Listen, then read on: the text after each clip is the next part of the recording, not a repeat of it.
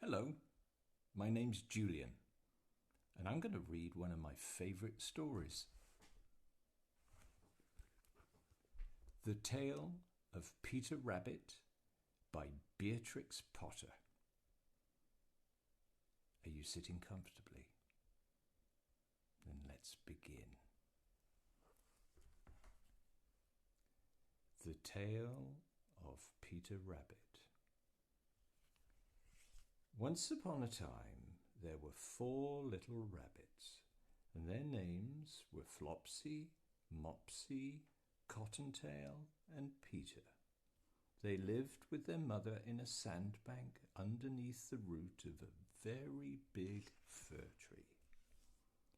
"Now, my dears," said old Mrs. Rabbit one morning, "you may go into the field or down the lane, but don't go into Mr. McGregor's garden. Your father had an accident there. He was put in a pie by Mrs. McGregor. Now run along and don't get into mischief. I'm going out."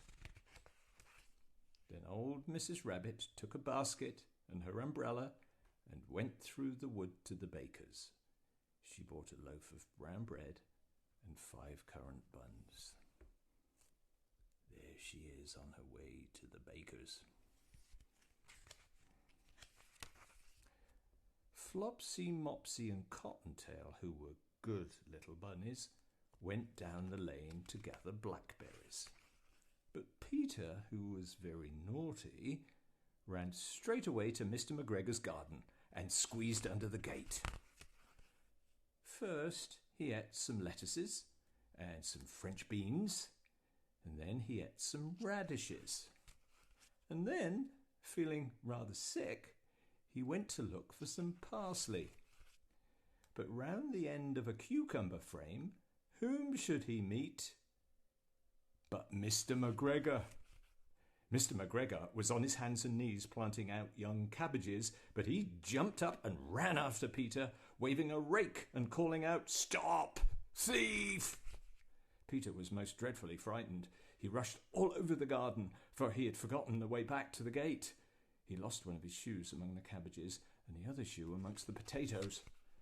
After losing them, he ran on 4 legs and went faster, so that I think he might have got away altogether if he had not unfortunately run into a gooseberry net and got caught by the large buttons on his jacket. It was a blue jacket with brass buttons, quite new. Peter gave himself up for lost and shed big tears, but his sobs were overheard by some friendly sparrows who flew to him in great excitement and implored him to exert himself. Mr. McGregor came up with a sieve which he intended to pop up upon on top of... I got all mixed up there. Which he intended to pop upon the top of Peter. But Peter wriggled out just in time, leaving his jacket behind him, and rushed into the tool shed and jumped into a can. It would have been a beautiful thing to hide in if it had not had so much water in it. Mr. McGregor was quite sure that Peter was somewhere in the tool shed, perhaps hidden underneath a flower pot. He began to turn them over carefully, looking under each. Presently, Peter sneezed. "Ka-choo!" Mr. McGregor was after him in no time and tried to put his foot upon Peter, who jumped out of a window, upsetting 3 plants. The window was too small for Mr. McGregor, and he was tired of running after Peter. He went back to his work. Peter sat down to rest. He was out of breath and trembling with fright, and he had not the least idea which way to go. Also, he was very damp with sitting in that can.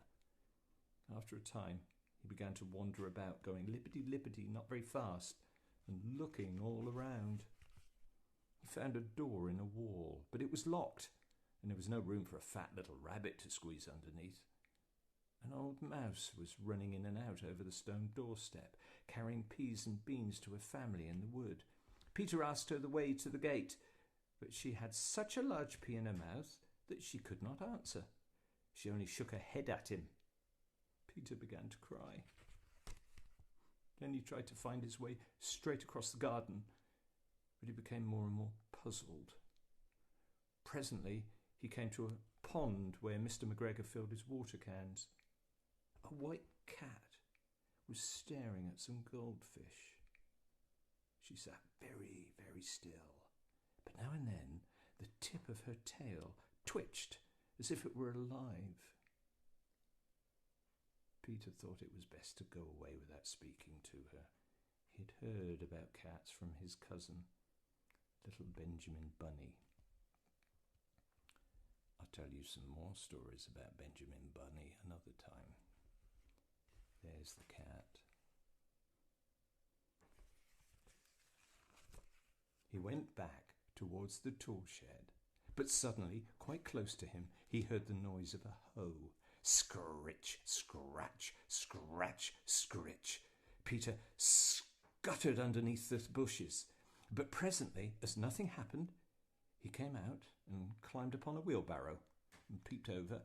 The first thing he saw was Mr. McGregor hoeing onions. His back was turned towards Peter, and beyond him was the gate. Peter got down very quietly off the wheelbarrow and started running as fast as he could go along a straight walk behind some blackcurrant bushes. Mr. McGregor caught sight of him at the corner, but Peter did not care. He slipped underneath the gate and was safe at last in the wood outside the garden.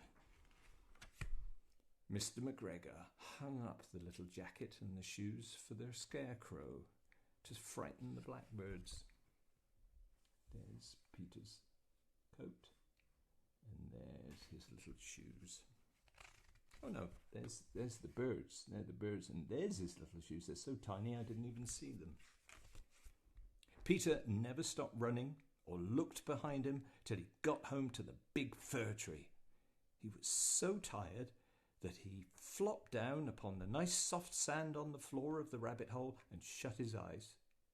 His mother was busy cooking. She wondered what he'd done with his clothes. It was the second little jacket and pair of shoes that Peter had lost in a fortnight. I'm sorry to say that Peter was not very well during the evening. His mother put him to bed and made some chamomile tea, and she gave a dose of it to Peter. 1 tablespoonful to be taken at bedtime. But Flopsy, Mopsy and Cottontail had bread and milk and blackberries for supper. Lucky them. The end.